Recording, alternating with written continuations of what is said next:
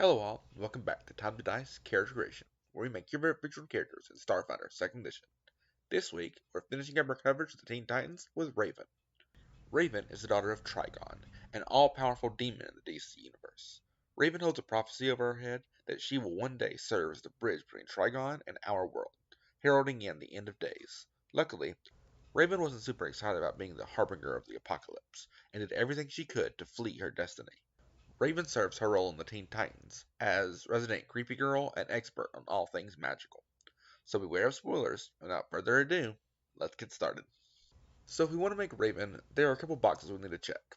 First off, we need to be the daughter of an all-powerful demon bent on destroying the world. Would you believe that's the easiest thing on the checklist? Second, we need to get the powers of being said child, like telepathy, telekinesis, teleportation, and probably some other abilities that don't start with tele. And finally, we need to make our emotional trauma the problem of everyone else. Raven is a human, or at least half human, with all the versatility that comes with it. That means an attribute boost to both wisdom and charisma, and 8 hit points. However, because of our peculiar parentage, we can take the Nephilim versatile heritage to be half demon.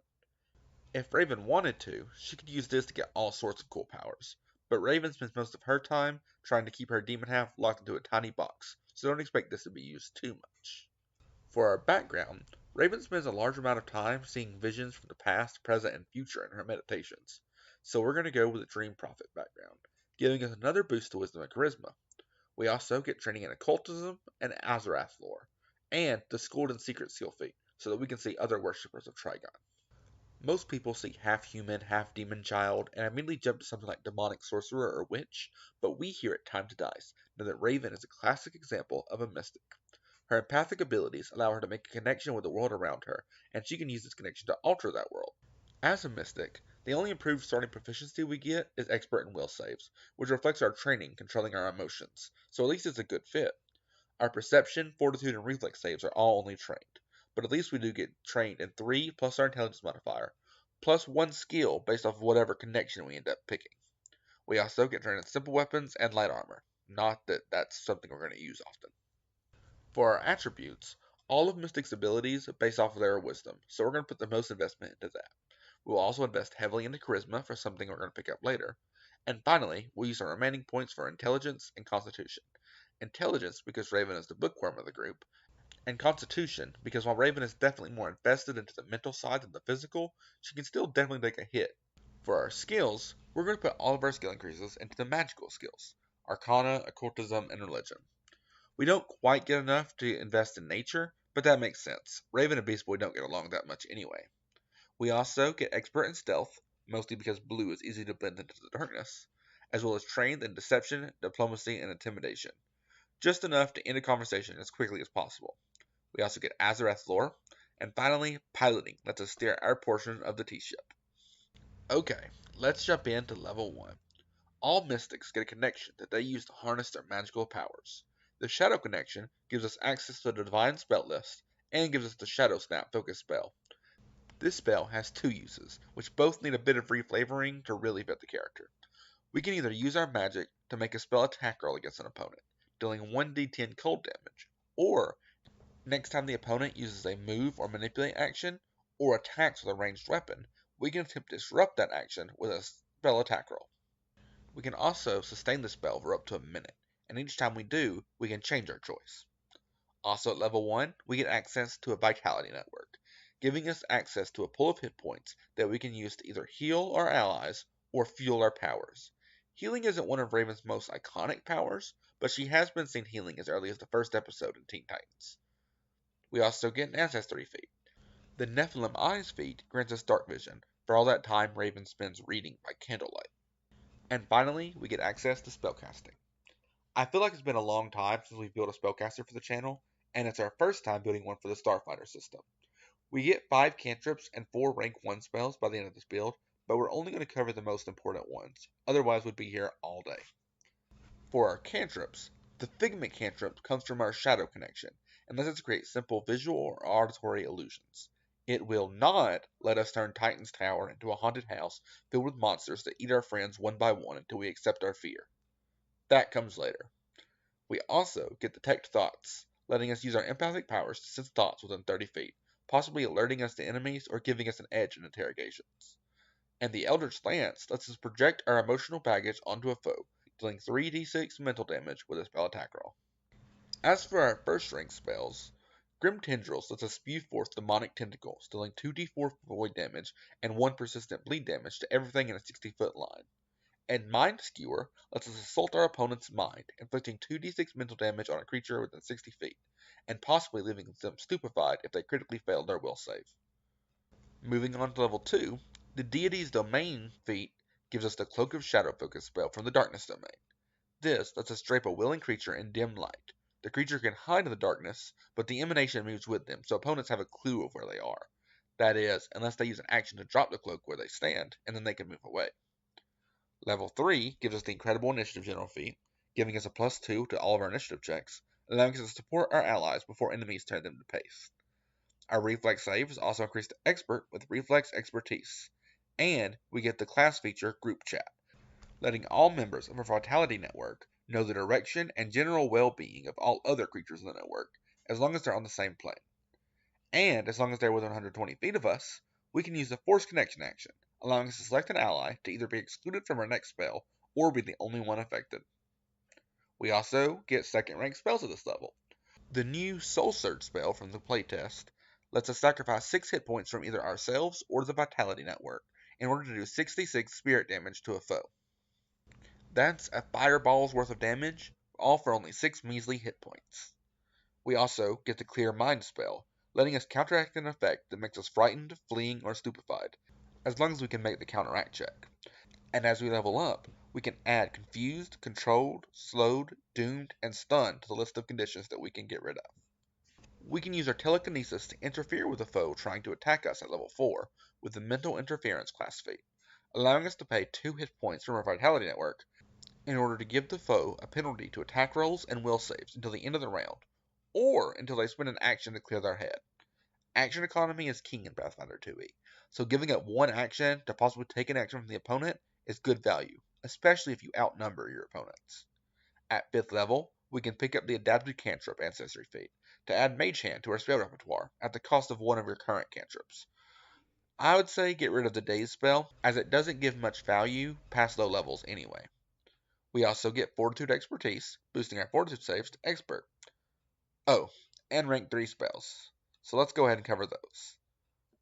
The Share Pain spell lets us share our pain with the opponents, inflicting 3d12 mental damage and possibly making the foe clumsy. Void Whispers lets us expose our enemies to the dark secrets of the universe, causing foes to wander around aimlessly on a failed will save. Those of you paying attention to the little graphics we put on the side of the screen may have noticed we pick up an extra couple of spells each rank.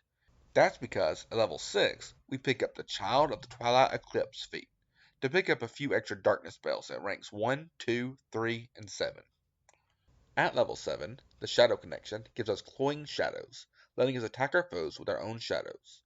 We also bump our spell casting proficiency with Expert Spellcaster.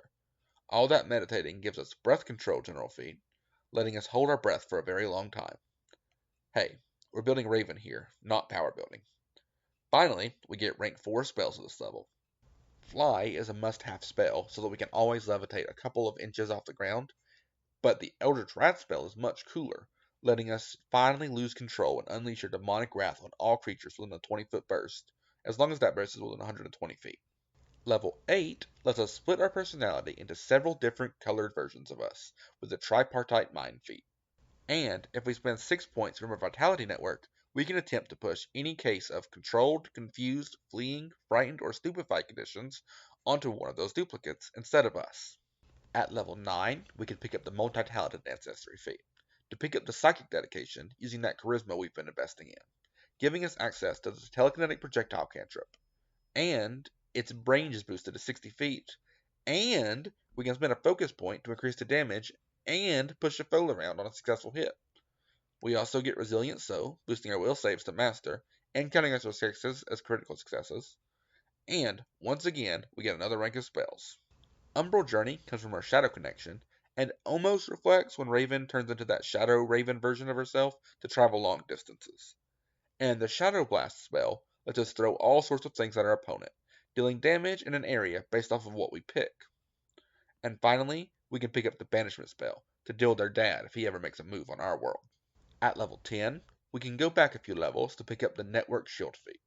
With this, when we get hit by an attack, you can pay a number of hit points from your vitality network equal to your level to gain resistance equal to twice your level. Also, at level 11, we can pick up Shadow Prison, letting us throw up a portal to swallow up our foe. We get weapon expertise, boosting our weapon proficiency with simple weapons to expert, in case you need to punch somebody for some reason. And finally, we get rank 6 spells. We can use the repulsion spell to get some distance from enemies or to keep our allies out of danger. Or, if you want to fully go into the Trigon route, you can pick up the Ravenous Darkness spell, letting us open up a portal to another plane, unleashing darkness and gnawing shadows on anything within a 20-foot burst. Speaking of darkness, we get Covert Illumination at level 12 to snuff out any light source and convert that light source into points for our Vitality Network.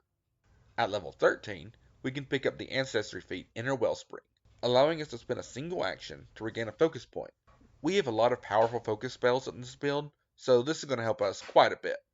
We also get Armor Expertise, boosting our armor efficiency to Expert. Another couple of levels, another rank of spells. Void Scour lets us snuff out light sources, dealing void damage and possibly draining our foes. We can also pick up Inexhaustible Cynicism, letting us bring down the mood even more than we normally do when we enter the room.